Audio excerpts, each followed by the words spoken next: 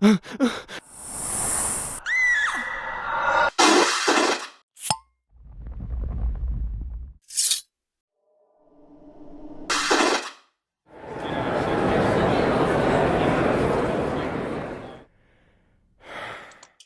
and welcome to the Supernatural Track here at Continual. I'm your host, Gail Z Martin, and tonight we are talking about hidden spaces, all those wonderful places that weren't in plain view that we got to discover over 15 years with the boys.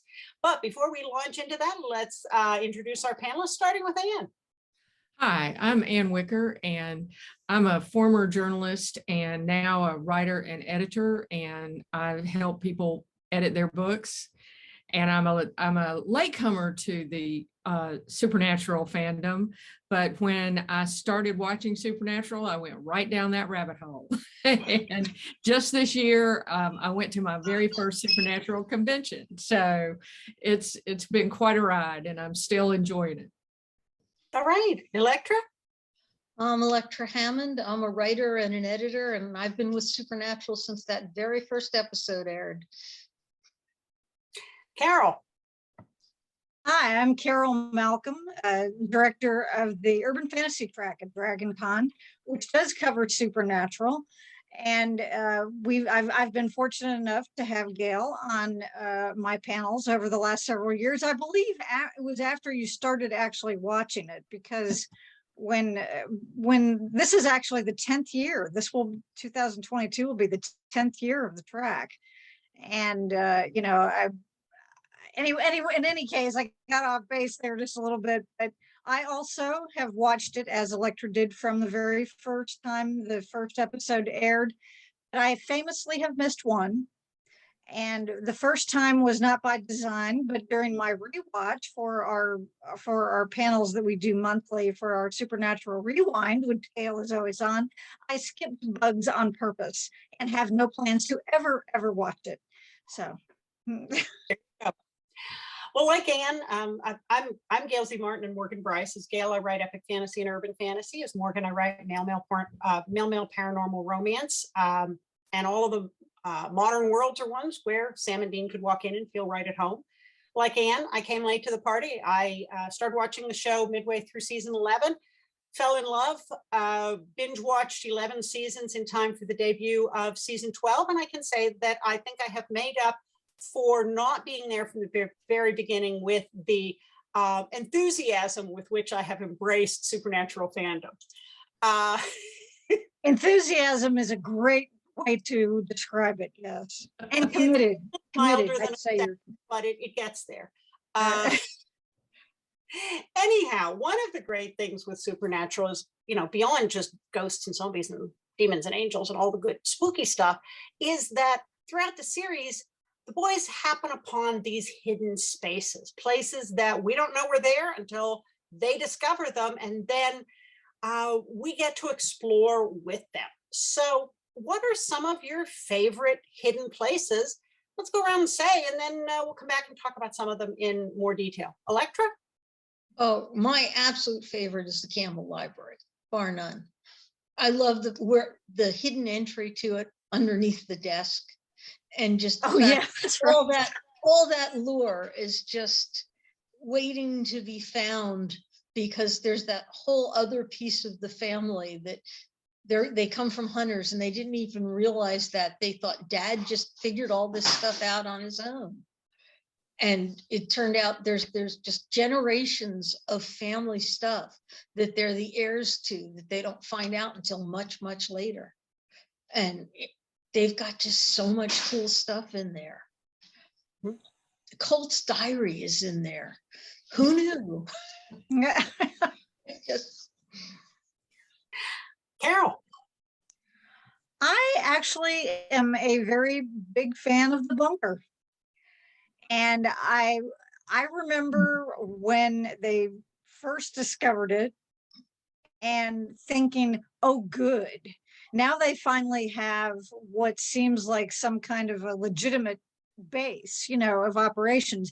And now it is funny that as seasons progress, that that it's not so much of a secret anymore. Now, some people know that it exists, but they don't know where it is. But then it is kind of funny how many people actually do find out. But until Sam was given the information and told to go look for this location, they had no idea such a thing existed. And I think it was, I think that it was a nice progression up to that we felt for them, to come to actually stumble upon something that, is going to be so meaningful for them. And, Dean gets his own room finally. Yeah, I mean, for a place that's supposed to be warded, let's see. Yeah, everybody shows. God, Lucifer, Michael, everybody just drops in and out. They don't even knock on the door; they just show up. So Right. the wardings might be a little sketchy, by the end of the season, but in theory, it is a very safe place. Anne, how about you? Well, I'm a big fan of the bunker too, but I was also totally fascinated by Cuthbert Sinclair's house. Oh yeah. And that he just sort of casually says, well, there's a spell for nearly everything. And so he's got this huge house where he says purports to have the maybe even a larger collection of supernatural artifacts, at least, than are at the bunker. But I mean, as far as lore, I didn't see that many books in his house, but then he also has his sort of supernatural zoo, which that was kind of scary, that there were these monsters that he had, lured in somehow. And apparently the vampires were okay with working with him because they attacked Sam and Dean. And so, but that just fascinated me, the fact that he had a spell for making himself stay young. Of course, Rowena had one of those too, but, and just that whole idea that it was totally invisible, but it was there. And his idea that I thought it was interesting, speaking of the bunker, supposedly being warded, but then everybody's dropping in. I was kind of surprised that the men of letters rejected his idea to make the bunker that way, that you had to have a spell to get in and a spell to get out, because it would be a whole lot easier to protect themselves, in my view. But that was just my thinking. It was interesting to hear him talk about it from his side.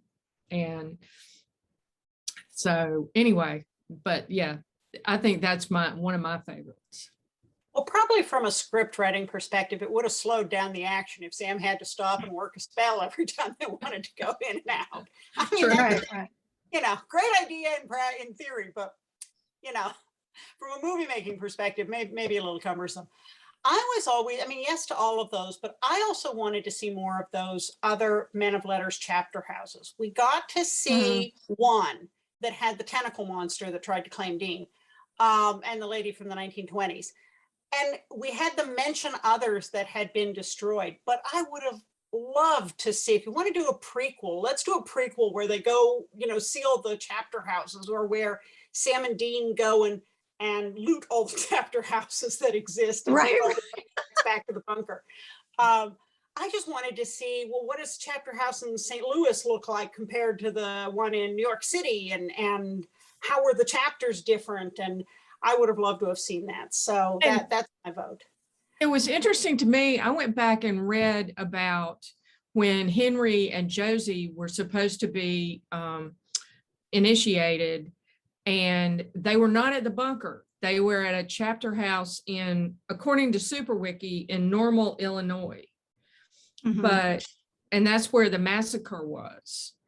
But then Sam a couple of times mentions a chapter house in Jamestown, and I wasn't really sure. I don't remember any other thing happening at that chapter house, but the one where the tentacles happened was in Portsmouth, Rhode Island. And yeah, Good I was place for a sea creature. Yeah, I'm sorry. And so and I thought it was interesting that the design of the halls and stuff that we saw were so much like the bunker, very reminiscent of the bunker. Yeah. Well, if you think about it, a lot of institutions get an architectural style and they kind of stick with it. Like so many colleges have that academic Gothic look to them, where it all kind of looks like a castle. So why not? The men of letters were sort of rocking an Art Deco thing. That makes sense. One of the first hidden places we meet, kind of going chronologically, is Bobby's panic room. He had a weekend off, and so he built it. You're awesome. It has a panic room, a huge panic room in the basement. Any thoughts about Bobby's panic room, Elektra? Well, it turned out very handy that he had it. Right. Bobby had a lot of extra spaces built in there for when he needed things. He was very handy that way. He had just enough space for the things they needed. Including that backhoe to bury people. I mean, that was an innovation.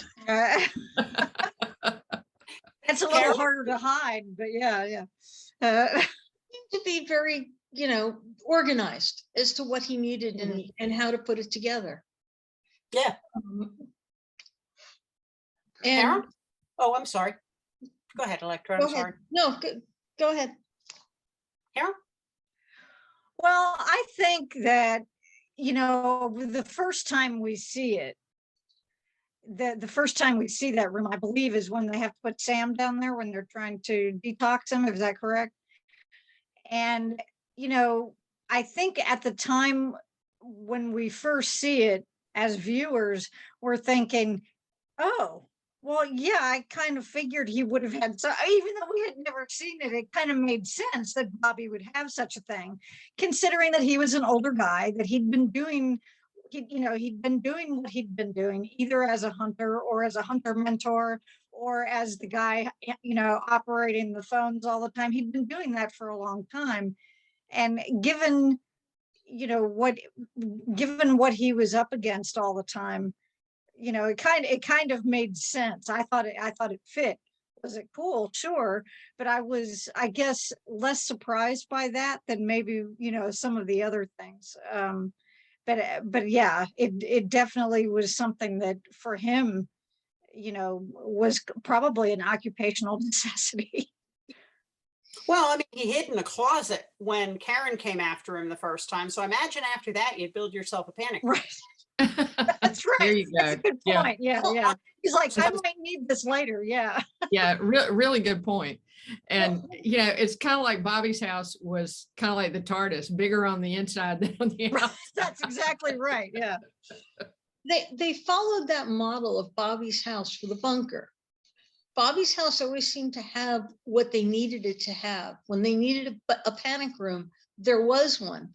When they needed a dungeon in the bunker, voila, we have a dungeon. They just always came about with extra rooms in the bunker when they needed one.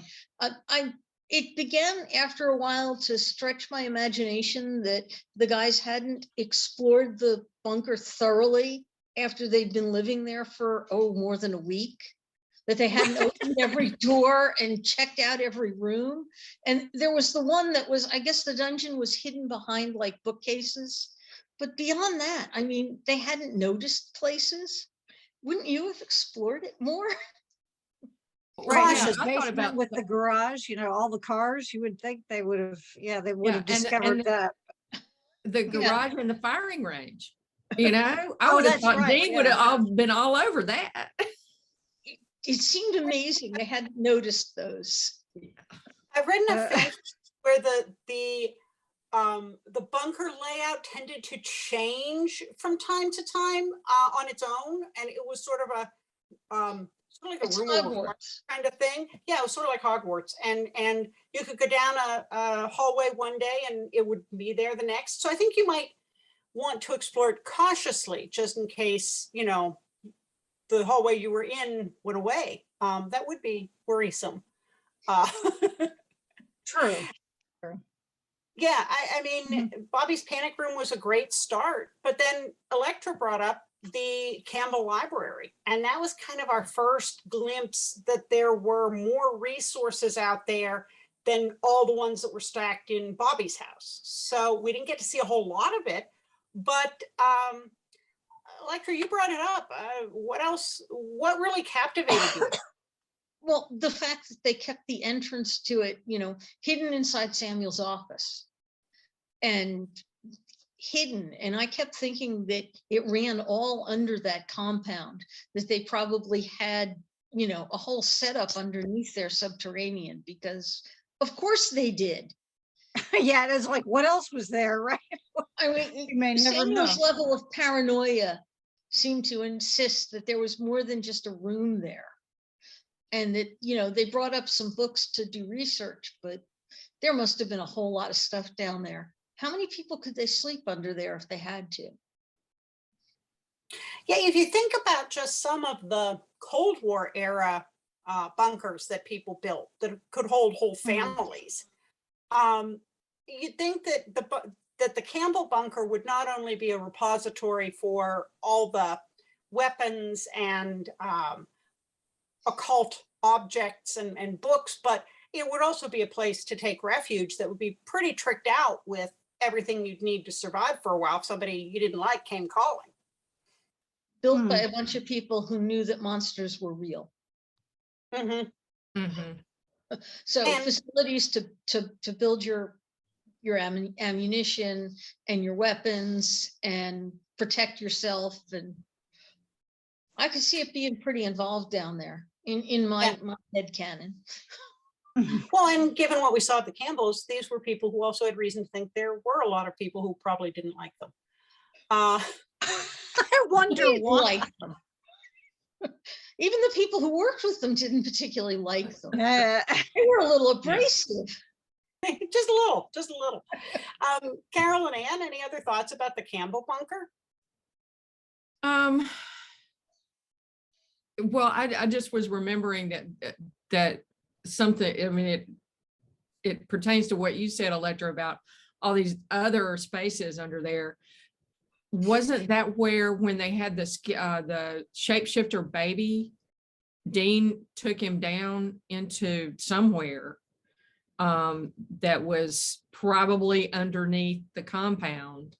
I don't know if he went through Samuel's office, but he went somewhere underground to try to protect the shapeshifter baby. I remember that. I've always wondered if after all the Campbells were dead, if Sam and Dean went back and cleaned out the library and took it to the bunker. I mean, why wouldn't they? Yeah. I mean, they were entitled to it. They were relatives. Okay, the fact that they killed most of the Campbells one way or the other, but still, they were related. Well, and that's true. Preserving the lore was an important thing to do. Yeah. Well, and keeping it out of the wrong hands too. Yeah, I mean, there were other families running around. I mean, for the Campbells, sure, but there were also the Steins running around, or if there were any of them left, there were other families that were not on the side of good. Well, which brings up another hidden space, which was the whole Stein compound. And did they ever go back and get the stuff from there? I was appalled when the Steins wanted to burn the books in the bunker, but what happened to all the books in the Stein lore? I don't know, but I sure wanted to see those. I mean, they had some really interesting tricks going on that were not quite science. I mean, okay, you didn't need extra nipples, but replacing limbs was pretty cool. Yeah. And didn't the one Stein guy have 2 hearts too? Yeah, all of them. It gave you more stamina, apparently. Oh, okay. Not so good if you have heart disease. You know, redundancy. So your heart is full. Yeah, it's true. I hadn't thought about the Steins, but they had to have libraries and equipment and things. And the Thule, we ran into the Thule a couple times. And they've been saving artifacts and lore and whatever they could find since before World War II. Yeah. Well, and there's also the question in all of this, about what do you want people to find and what do you not want them to find? Like the Book of the Damned. Nobody had any business having that book, but then once it was out, I mean, there's always this question about some of that stuff. It's like, oh well, this one was written with, or it's bound in human skin, and it's taking all these. I mean, I'm elaborating from other from other things I've read and stuff, but I'm just saying so there is kind of a question there too, as to do you want, who do you want to have access to this stuff? And it's like, if it's the guys, sure, because they might find something good in it, but at the same time, maybe they needed to hide it, so that the wrong people wouldn't, or maybe they didn't advertise that they had some of these things. Like if they had the Campbell stuff, who knows, maybe there was some really dodgy crap in there that they didn't need, that a lot of other people just didn't need to ever get their hands on. So they could have, put it somewhere that, yes, it exists, but only a trusted few might actually know where that was, or that they had it in the first place. Well, look at what happened sometimes when something like that did get into the wrong hands, like in Swap Meet, where the high schoolers got the Right. grimoire and started really messing things up. This stuff really should have come with a bunch of warning labels. It was not for general consumption. Right, and it's there was an episode, I don't know, in one of the earlier seasons where there's a kid who starts doing some kind of spells, just to make himself more popular or whatever, and things don't go well, because when you don't know what you're doing, it's almost as bad as the people who are doing, I mean, the result, not the intent, but there are a lot of things where adolescents might want to make themselves more whatever, but and they think, oh well, I'm just going to go pick up this book and do it. That's one thing, but what I mean is the end result could be just as dangerous as the person who knew what they were going to have. And I think that the show has actually done a pretty good job of pointing that out, or of making that clear, that you don't play with this stuff. It's not a Don't game. try this at home. Right, Well, right. But the Campbells had a couple of things they really should have been spreading around. They had the cure for vampires, Exactly, yeah. werewolves. Yeah. And I guess the British Men of Letters were the ones that had the cure for werewolves. But that was the sort of stuff that they really needed to get out there to the hunters. Think how much better it would have been if all the hunters had access to those cures. Mm-hmm. Oh yeah. Yeah, they should have been posting that on the bulletin boards. Yeah. Yeah, guess what we have over here? Yeah. Or get it out on the hunters Slack. I don't know how they communicate, but they definitely should have gotten it out there. I just had this mental image of the bulletin board at Harvell's Roadhouse with one of those things that has all the little tear-offs like you see on for a vampire cure, and then you can rip off. Yeah. Oh, come on. They would have had it posted right on the bulletin board. That's true. With little recipe cards. Really, truly works. And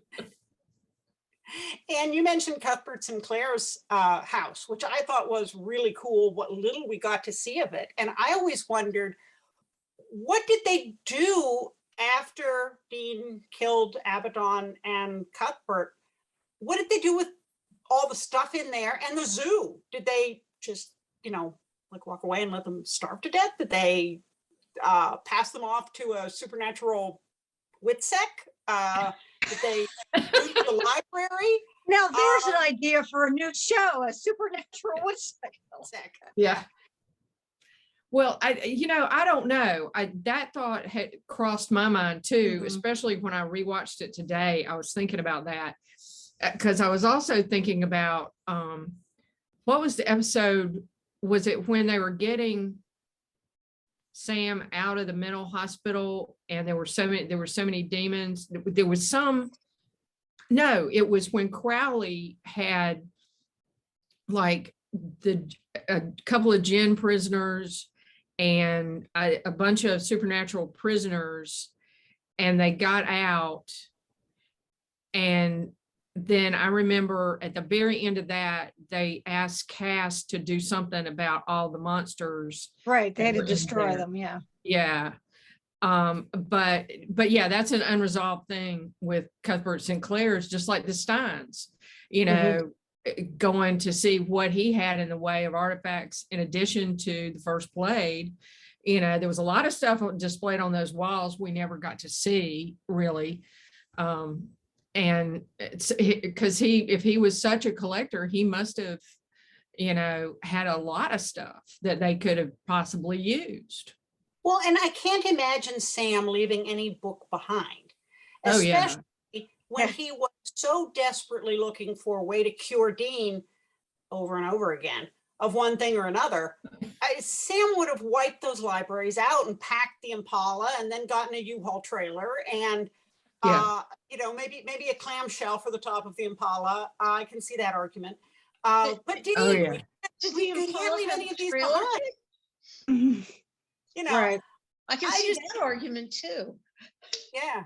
I would have loved to have seen that. Sammy, we don't have room for these books. Come on, Dean, just a few more. It would have been great. Yeah, That's you so see the good. Are they car gonna weighed put a down. trailer hitch in? Get the trailer. Yeah, that you know, that actually does something to the car. That I don't know if Dean would put up with that.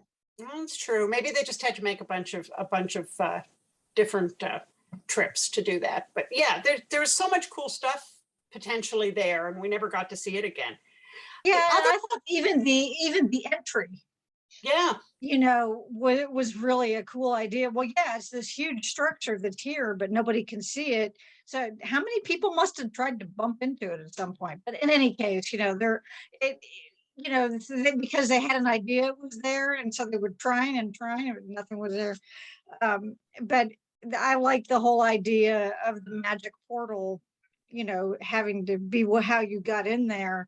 And I wanted to say to your comment earlier, Anne, that he didn't seem to have much in the way of a library, or if he did, we never saw it. Sinclair himself. And my thought when you said that was that's because he thought he knew everything. So he probably didn't think he needed to have, you know, any kind of background. I mean, he was that kind of guy. He just struck me that way, that maybe that was, you know, he would be one of those that might have that thought process anyway. Yeah, Yeah, arrogant, very arrogant guy. Yeah. And he just, yeah, I totally agree.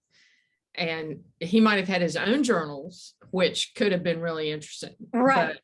But yeah, he wouldn't depend on anybody else, probably. Interesting. Yeah.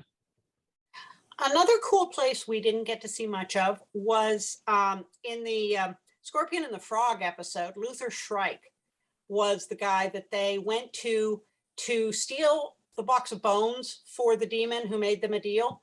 And that's the one where Dean had to put his hand in the gargoyle's mouth. Oh, yeah. Because he'd been to with his hell. finger. Yeah. And then it was very Indiana Jones. They ended up tying Shrike to duct taping him to an office chair and sending him down the corridor so it could send all the darts at him, like in Raiders of the Lost Ark. And then that plowed the road for Sam and Dean to just stroll on in. I love that. That was great. Yeah. Well, what was at the end of the corridor? We barely got a glimpse of that. All that work to get to what? We never really got a whole lot of details on that. Not again, why wasn't Sam looting that after Shrike was dead? Yeah, but he had a whole house full of artifacts that were all interesting. Mhm. Yeah. Yeah. They should have been all over the place. And he was happy to talk about them. Mhm. Maybe that U-Haul happened and we just didn't see it. You know? Yeah. He No, can just He made stand Sam rent truck. the U-Haul truck and drive it back himself. I can see that. Yeah. I could see that too. You'll have to put together a list of all the episodes where Sam got a U-Haul to drive back the stuff he grabbed. Boy, I mean, talk about a missed advertising opportunity. It's like the Ouija board. Oh, that's people, true. Yeah. You know? Yeah. Well, and maybe there was, you know, a panel truck down in the garage with all the other cars. Mhm. True. An unmarked panel truck that, you know, they could swap out license plates for, and then they could just drive it into the garage. And yeah, I mean, could we see it. didn't look, you know, we need to Mhm. tour the garage and see if they've got a truck. that's true. Well, and then there was the vault that Balfagor and Cass went to get the, was it the horn of somebody? That was when it was after Jack became Balfagor, and he double-crossed Cass, but they went there to get an artifact that was supposed to draw Lilith. all the, yeah, Lilith's horn? maybe. Or was it Lilith's room? It Yeah, was wasn't that in hell? Yeah, was oh, in yeah. hell. No. Yeah. It was the horn of something or other. And he was supposed to blow it and they were all supposed to come or something. But it Can't was still remember one of those storage rooms that, you know. well, In what else? hell. Yeah. It was somebody's room, but when they blew open all the doors, everything was open except like the case it was locked in. Mhm. And he dragged down Cass because Cass could read the angel script that had it locked. Mhm. He Yeah. had to sing it or something. Yeah. One of Right. those really goofy things, because Belphegor wanted to rule in hell too. Everybody wants to rule in hell. Except for Except for Sam. except for Sam, the boy king. Yeah. Well, and you know, how about castle storage? The John Winchester had more than one storage unit all over the country where he'd, you know, put curse boxes and apparently Sam and Dean's middle school trophies, and All in the same place. Yeah. Man. all in the same place. And Hey, he left the Well, a Michael couple- sword there theoretically, except he didn't.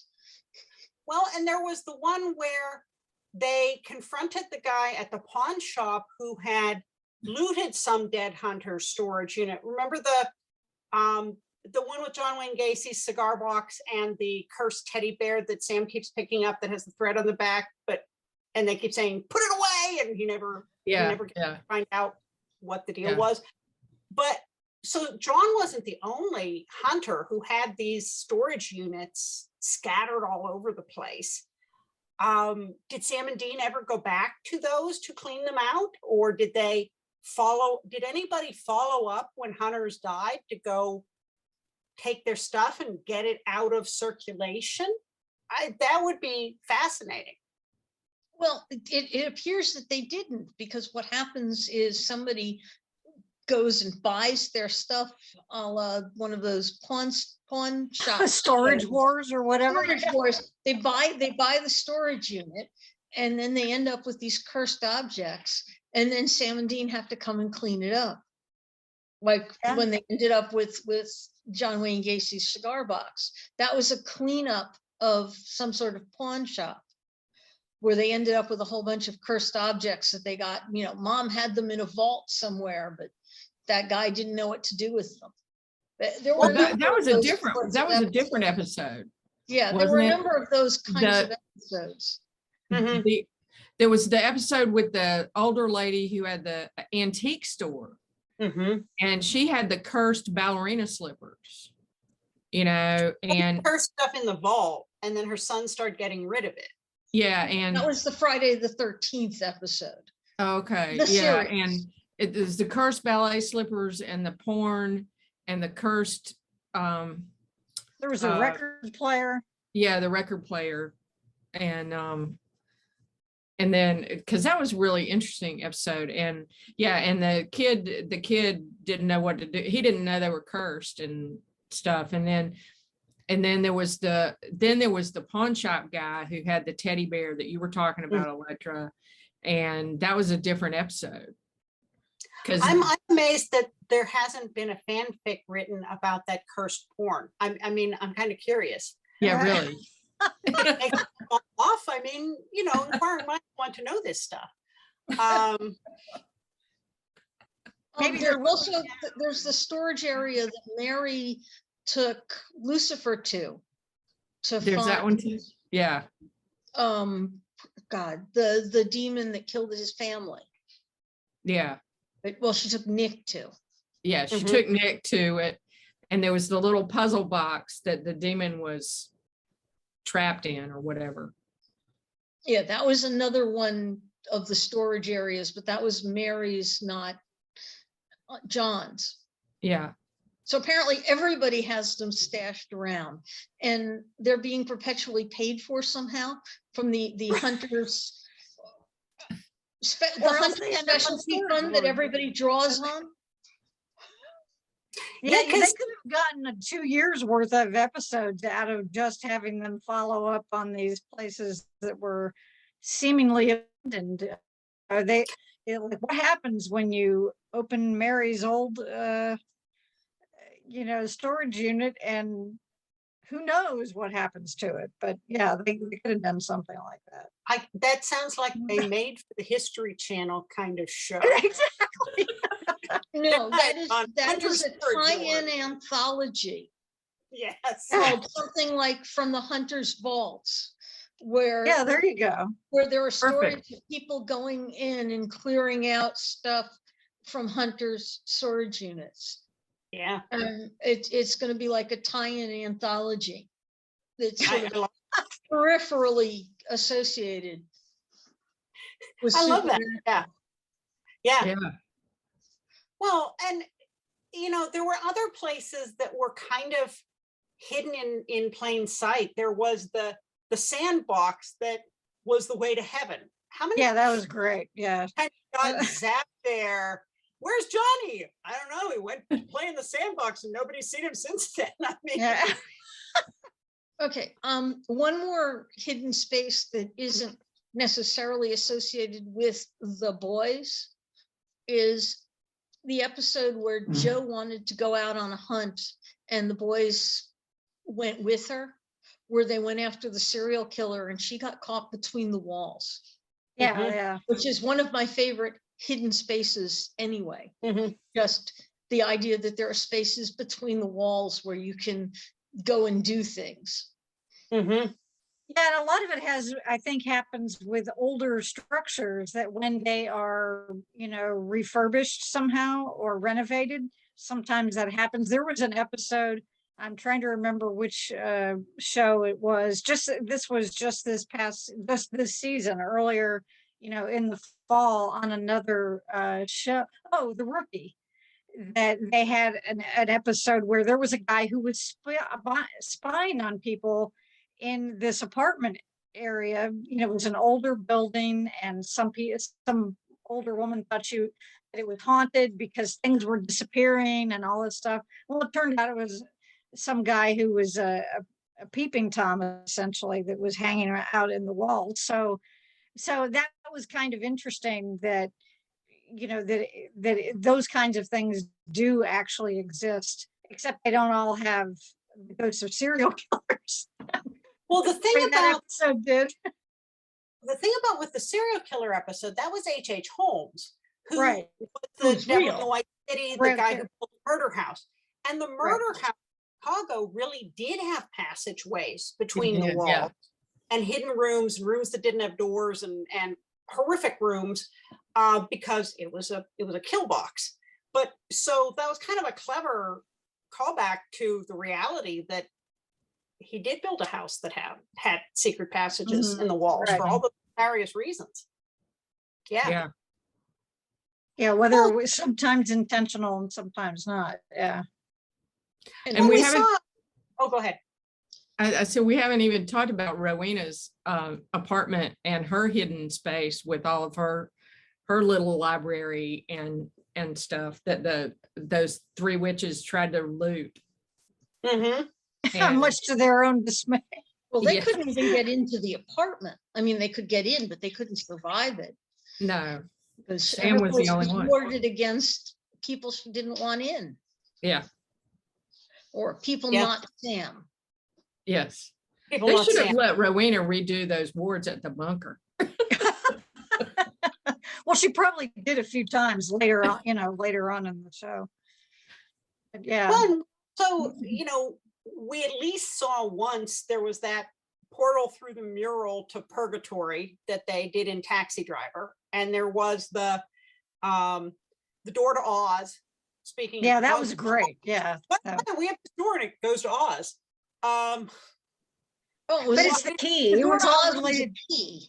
Yeah, it was the key. That was the key It was didn't the matter key. which door you used it on. It was just, you had to have the right key. Okay. Yeah. If it was locked, it had to be locked. If you use it had to be a locked door and you could create the portal that way. Yeah. And then But there that was, was a fascinating idea. yeah, I love that. And then there was the beautiful room that that Michael tried to get. They tried to get Dean to say yes to Michael, and it turned out to be kind of like a storage shed in the middle of a very nice house. Well, and something else that wasn't what it seemed was what looked like from the outside like an industrial meat packing plant, and it turned out to be the extremely high-tech British men of letters Mhm. who turned it into a mostly secure, unless you had monsters attacking you, building with high-tech locking mechanisms and computers, and everything was wired, and they had all this state-of-the-art stuff. But from the outside, it just looked like another factory. It was Mhm. nothing from the outside, through the miracle of modern movie magic. Yeah. But Well, and then there was the Black Ops site that Sam and Dean got taken to after the they thought the they assassination attempt on the president. assassination attempt that they had to break out of by dying. That was supposed to be a hidden space. I was never exactly sure how it eluded both Cass and the British men of letters for 6 weeks. Come on, guys. And Death's library and Death's reading room.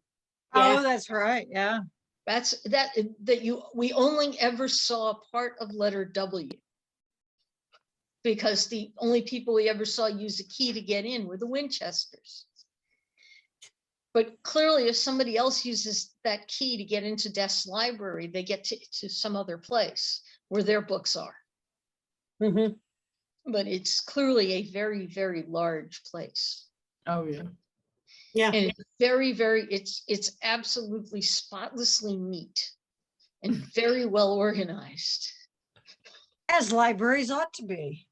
I mean, that Well- other people need access to. Your own library, that's your own business. But if it's Well- something that multiple people are supposed to use, it needs to be. I I wonder, say this.